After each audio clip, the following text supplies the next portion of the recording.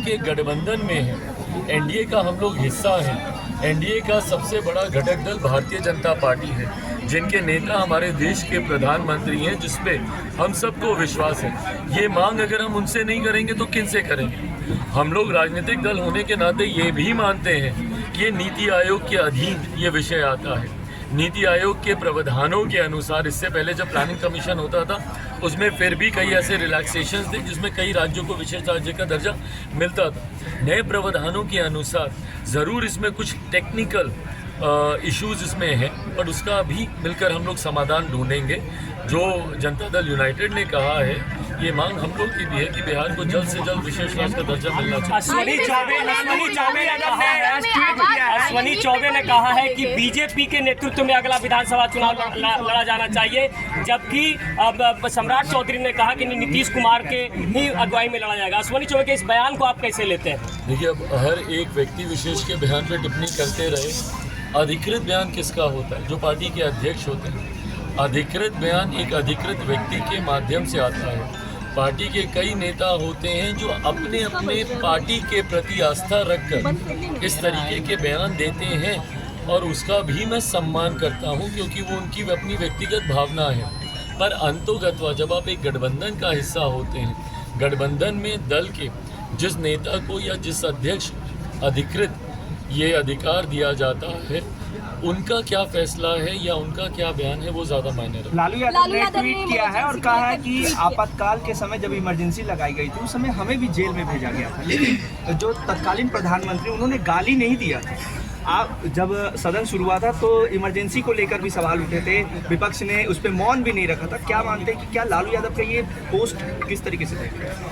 देखिए, मुझे नहीं पता उन्होंने किस सोच के साथ ये पोस्ट किया है, पर ये वो लोग हैं जिन्होंने मेरे नेता, मेरे पिता आदरणीय रामविलास पासवान जी के साथ इतिहास के उस काले अध्याय का ध्वंस झेला है। ये वो लोग हैं जिन्होंने खुद इमरजेंसी के दौरान यातनाएं, प्रताड़नाएं झेली हैं। ये एक ऐसा दौर था जहां भारत को बंदी बनाने का प्रयास किया जा रहा था, देश के ऊपर डिक्टेटरशिप थोपने का प्रयास किया जा रहा था, जिसका कतई कोई समर्थन नहीं कर सकता। आज जब इस काले अध्याय को लगभग 50 साल पूरे होने को आ रहे हैं, ऐसे में ज़रूरी है कि मौजूदा पीढ़ी और आने वाली पीढ़ी भी उस अध्याय को जाने और उससे सीख लेकर आगे बढ़ने का काम करे। इसके लिए ज़रूरी है कि इस पर चर्चा हो, इसके लिए ज़रूरी है कि इस पर निंदा प्रस्ताव सर्वसहमति से पारित हो। मुझे नहीं लगता कि कोई भी, इंक्लूडिंग कांग्रेस, क्या वो आज इमरजेंसी का समर्थन करती हैं?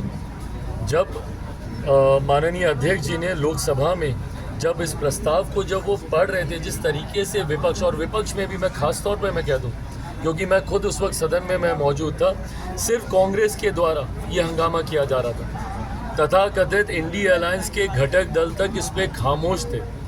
समाजवादी पार्टी, उनके नेता, मैं नाम लेकर बोल रहा हूँ, अखिलेश यादव वहीं सामने बैठे हुए थे, हम लोग के सामने ही बैठे हुए थे, खामोश थे, वो नहीं उठे। क्यों? क्योंकि उनके पिता ने भी उन यातनाओं को झेला है। मेरे खुद के पिता ने इमरजेंसी का वो दौर, जब तक वो जीवित थे, उसकी कहानियाँ बताते थे। उस दौर में क्या क्या प्रताड़नाएं उन लोगों ने झेली हैं, कैसे महीनों तक उनको जेल में बंद करके रखा गया बिना किसी कारण के, ये तमाम बातें उन्होंने बताई हैं। ऐसे में जब 50 साल होने को आए हैं, अध्यक्ष जी हों या महामहिम राष्ट्रपति जी हों, उन्होंने इसका जिक्र किया। इसको लेकर इतनी बौखलाहट क्यों, और क्यों इसके ऊपर लीपापोती करने का प्रयास किया जा रहा है, मेरी समझ के परे। ये एक ऐसी घटना है जिसका सर्वसहमति से इसकी निंदा की जानी चाहिए, इंक्लूडिंग कांग्रेस खुलकर सामने आकर इसकी निंदा करनी चाहिए। पर निंदा ना करने की बजाय जिस तरीके से कांग्रेस ने उस वक्त सदन में हंगामा करने का काम किया, और अब अपने सहयोगियों पे दबाव डालकर कहीं ना कहीं इस पे लीपापोती कराने का प्रयास कर रहे हैं। लालू जी, मुझे नहीं पता वो क्यों इस तरीके की बातें कर रहे हैं, जबकि सबसे ज़्यादा भुक्तभोगियों में से वो स्वयं रहे हैं। आज भले आप गठबंधन में हैं, पर ये सब कौन है? ये सब वही लोग हैं ना जो जयप्रकाश जी के अनुयायी रहे हैं।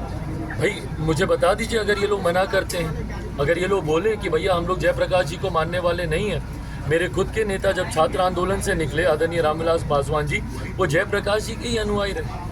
उन्हीं के समय में यहीं पटना के गांधी मैदान में संपूर्ण क्रांति का नारा दिया गया था ना। ये संपूर्ण क्रांति का नारा किसके खिलाफ दिया गया था?